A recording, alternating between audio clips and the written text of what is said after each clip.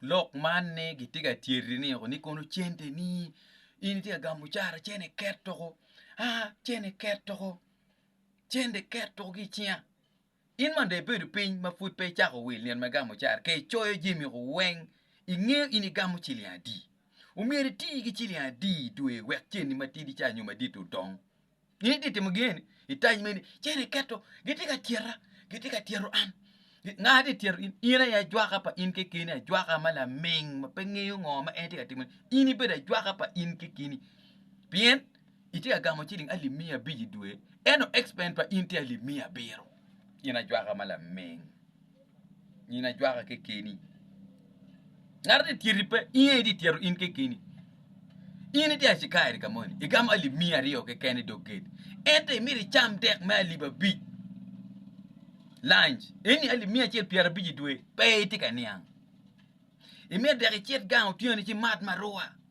gor ali babi eni ali mia chet piara biji chen due cher wali mia dek kun ini gam muchara eni ali mia dek do tumo at food pe chulo latini gok bene tie da go gok ti charo chi tani chen deka ma ko ni tap no ket anga ti gitiero ini mat maroa gitien nini gitieri mut pok gitien nini gitieri ywa bia Iwa bia gichen ni chawe chen dia ket gichi gitia tier ina tier. Chawe stop associating with people who always talk things matin negative. Jok bedo gitano mamaro complain. An gidega an pegi mara. Tere o ka ngere cha o kworo ngat moini. Ngat ba kay o ka ngere cha o bibir manoken cha o lok kinyi ngat moini chen. Ngat anywhere ne gi come pobi kunyi will not take you anywhere. There's no developmental issue gima konyo inu bibir pengen ngat eni. In la mera inu mera meti wogone in babana ini nera moni in la rema meti winya ani ngat mamaro biunu pudika lok vole kum dano mo kene wene gi kum ngat mati ko en kirebe mata eno dano dege kirebe dano weng dege ba pengeni ene kit and right pengeyu chak ni ne Kekeni in mani beda nga idano in mani ko idano ene tanyi gi konyini in gi mi gi mo in pe mi jemo idano Jing weng mere kwai kuiri kuman telo mien kweno mucho lo tien na chama kote ka chui ente miri kikunyi mela wa in pe konyi dano imiri be tik mi jim in pe mi idano no ba pe la volo ba no ba pe neba ni ba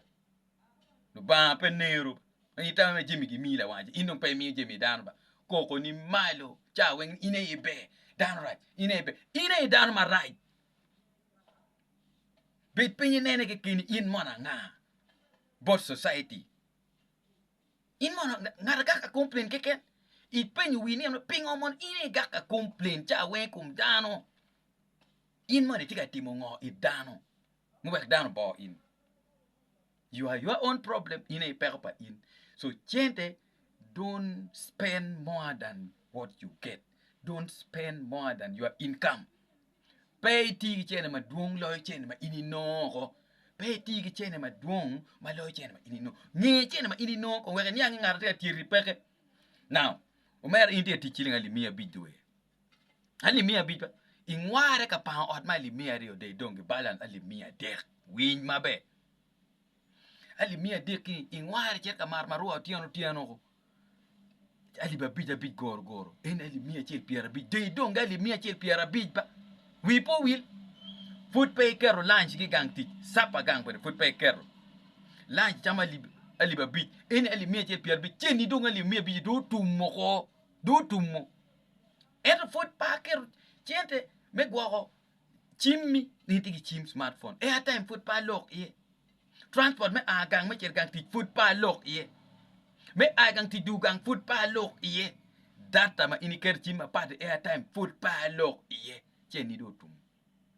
in pe neno gi itame gi tika tiri ina iti tiere Kekeni ina jwaka mala baba iti tiere Kekeni tietini be pe konyi wa in road la tiet anga ko madi ni chene tumo gi chia an chene dunyo chene dunko ina skare ti agwa ko gate ino ali mia der eno expendi ti wa ali mia biro in la poya work within your budget come fast before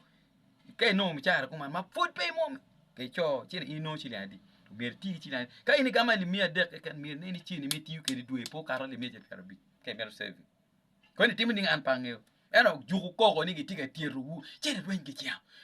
chere ngat mo tie ma tieru chero wilu pego mudi waya uchero wilu pego mudi ngat mo tie ma tieru chero wil bia mar uchero onongri wingo gweno chab isapa ocham wenu gi tieru ene wondano gi konkola gi tieru eno ene tuo moni tie to waka vuin ka wanyi i mar mudu gweno gideke mar mudu pego dake giluoni pork gweno gilemon luoni chicken tuo ne giluoni ni chicken pork anange jo mokwano ko ni bieno kede ka time komani ka vuka ini mar mudu chicken you like chicken a lot and pork chicken and pork you are going to get chicken pork that's it so I think you're going to get chicken pork because you like eating chicken and pork. Then when you get chicken pork, don't complain. My doctors, they are going to come and they start again. I hear challenging me, insulting chicken pork. You get it when you're eating too much chicken and pork. Yes, and Never Young Ajulu, aka the Culture King, Lapogne Madit Pavulu. Go to YouTube, subscribe. It's my new channel. Like it, comment, and we move forward. I'm going to be teaching people now non-stop. I'm back on air. Ever Young Ajulu. God bless you all. Yep.